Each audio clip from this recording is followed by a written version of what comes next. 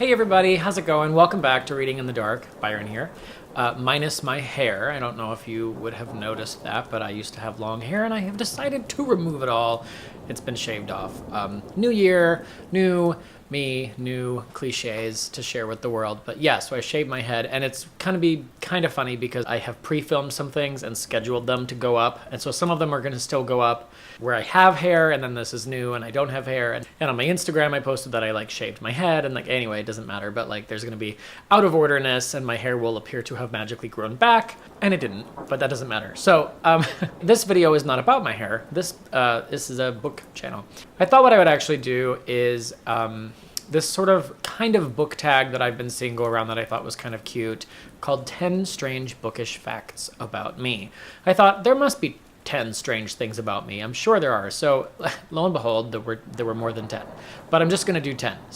But the first strange bookish fact about me is very relevant because this might be the last video that I post like this. I have been running a booktube channel now for I think 6 or 7 months, and I just ordered bookshelves. It's a very exciting time here at Reading in the Dark. So yeah, all this time I've been, just talking about books and reading books constantly, and I haven't owned bookshelves. I have small shelves in my living room for knickknacks and things that used to look really pretty and just have pictures on them and cards and stuff like that. And right now they're kind of exploding with books that don't fit there. And, in the beginning, I didn't have that many books to sit in front of, which is why I didn't even consider it as an option. But now that I'm collecting hardcovers of some of my favorite books, I actually do. So I have actually ordered some bookshelves. They're going to go on this wall here that you can't see. That's just a green screen. And I'm probably just going to film in front of the bookshelves, which will be a lot easier in some ways. And I won't need so much lighting. I mean, it doesn't actually take a lot of extra time to do the editing with the green screen, but I don't know if you guys are aware, but using a green screen is easy nowadays if you have the right software, but it also requires a lot of light. You have to have so much light on the green screen in order for it to be the proper shade of green and to work. So I'm looking forward to not having to light up this office with the strength of the sun. Anyway, that's my first strange bookish fact, is that all this time I have not even owned bookshelves, and now I'm going to have some. This is probably the last video that I'm going to film this way. The second strange bookish fact is one that I made a vlog about, and I thought that by now this would no longer be true, but lo and behold, it still is true. And that is the fact that I have still never DNF'd a book. I don't know if I necessarily have I'm morally opposed to it, but I'm really a completionist as a person. I'm kind of obsessive about things. Once I get into something, I get really into it. So I have a really hard time putting the time and energy into reading a book that I chose for myself and to then say, never mind. I think that when I was young, I used to start projects a lot and not finish them. I would create a haunted house in my bathroom. My sister and I created a club, a secret club in this closet downstairs underneath the stairs. Or I wanted to make a scary movie with our camcorder. And I would start these things and definitely not finish them. And I think as I got older, I started thinking I didn't like that about myself, and that has bled into various parts of my life. But one of them, I think, is the fact that I've never put down a book in the middle that I was in the middle of reading. I've always made myself finish it. I think even back in the days when I didn't read much, that was what I was like. I came really close to DNFing The Wild Inside by Christine Carbo earlier this year, but I knew deep down that I wouldn't feel good about it. I made myself finish that book, and I'm glad I did. I actually enjoyed it a lot more after putting it away and then continuing it again maybe a couple of weeks later than I had in the first sitting. So that has, if anything, sort of unfortunately bolstered my stubbornness on this topic. And I'm of the mind that if you don't finish a book, I don't want to hear your review of it. If you didn't finish the book, then your opinion of the book is kind of meaningless to me. I sort of feel like you don't have a right to talk about it. Finish the damn book, and then we'll talk. Okay, so then the third strange bookish fact about me, it maybe isn't that strange, it's just unusual, which is that I have never read Harry Potter. I don't know, I think I picked up the first Harry Potter book a long time ago, read the first page, thought it was dumb, thought it was boring, and put it down and never continued. I haven't read any of them. I've seen a couple of the movies. I think I saw one of them at midnight with some friends who like really cared. And I enjoyed them, of course, because they're fun, but I didn't really understand a lot of what was going on. And I am surrounded by people in my life who love Harry Potter deeply as almost a religion. And that has not earned me many high marks from those people. And they are all very excited about the fact that I'm going to finally read it this year. They're like, good. But for now, it's still true that I have not read any of the Harry Potter books. And again, there was a long time when I just didn't want to read fantasy. And then when I finally picked it up, I just didn't love it. So I have this thing about trilogies. There are so many damned trilogies. I don't understand it. It kind of makes me crazy. I feel like nowadays nobody is allowed to write a book without also writing 2 more. Like, if it's going to be good, the publisher is like, okay, so trilogy, yeah, okay. I feel like every time I hear about a book and it sounds good to me and I become interested in it, I find out, oh, it's the second of a trilogy or it's the 3rd book in a trilogy. I'm like, why does everything have to be a trilogy? Everything doesn't. I mean, I guess it makes sense because you've got a beginning, a middle, and an end. But generally speaking, when somebody is writing a trilogy, it just seems like they're writing it because they're required to write it and the second book sucks. Which is why I have grown really fond of standalone books, especially in some genres, like in thrillers or in science fiction. If you have the boldness to write a sci-fi book that is a standalone book, it is just one book and not part of a trilogy, then like I applaud you. Like, you go. Everything doesn't have to be a trilogy. It doesn't. Good Lord. My 5th strange bookish fact is, so I don't really like to read biographies. I prefer to read autobiographies or memoir. I have a hard time trusting biographies. You know, a long time ago, I read this biography of Madonna. I like her, you know, and at that time in my life, I really liked her, and I was interested, but it was just so glowing and positive and just like seemed so hell-bent on just like propping up this facade of, you know, her whole thing, that I just was like, okay, well, this is fun, but I don't believe that this is all there is to the story. And also, how would you know? Because she didn't authorize you to write this biography. So I really spend my time reading memoirs and autobiographies. Even if people are keeping certain things out, I think that if anybody has the right to do that, they do. Unless it's a historical figure and there's no way, you know, we can't, you know, get somebody to ghostwrite a biography, an autobiography with Abraham Lincoln. So there's no choice. But if it's somebody who's currently living, like, I am not about that. Like, let them write their own memoir or not. Okay, so number 6, I kind of have this issue. I really don't like it when publishers put photographs of people and their faces on the covers of books. I want to imagine the character's physical appearance myself. Authors are usually really good about giving just the right amount of detail and letting you pick up the ball and carry it the rest of the way and sort of create the world for yourself, which I think draws you into the story more.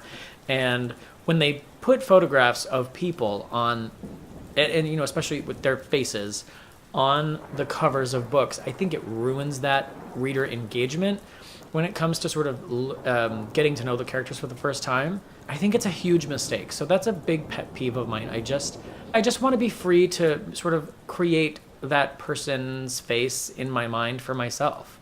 And this goes along with having a hard time with going back to books that have been made into films later and having a hard time getting the actor or actress's face out of your head when you're reading it the second time. I like artwork, I like paintings, and I like photographs are fine as long as it's not someone's face. Another funny thing about me being a completionist, again, is that whenever I read a book, and this is especially true with classics, I always force myself to read all of the front matter. So all of the like acknowledgments in the beginning and the dedication, and if there's an introduction, sometimes it's really long, and I feel like I have to read all of it. And then after I finish reading the book, I go back and I read, obviously I'm going to read like an epilogue, and then I read the acknowledgments at the end. Sometimes there's an afterword or like an updated afterword from the author because it's a classic that's been re-released or something. I always feel like I have to read all of that material, and I know I don't. But for some reason, I just feel like if I don't, I haven't read the book. And in many cases, publishers, when they give you the page count of a book, they're usually counting all of that stuff. So it's a silly thing for me, but I always force myself to read all of that material. Otherwise, I feel like I didn't really finish the book. Number 8, I have never, ever in my life read a comic book, a graphic novel, or manga. And it's not something that ever came up. Like when I was a kid, I never ever picked up a comic book. I don't think I ever even went to a comic book store. I didn't have friends who did it. I wasn't exposed to it. My brother didn't do it. Like nobody that I knew growing up read comic books. So it was never a part of the world for me. I knew that they existed, but I don't know, I was never interested. I never even thought about it.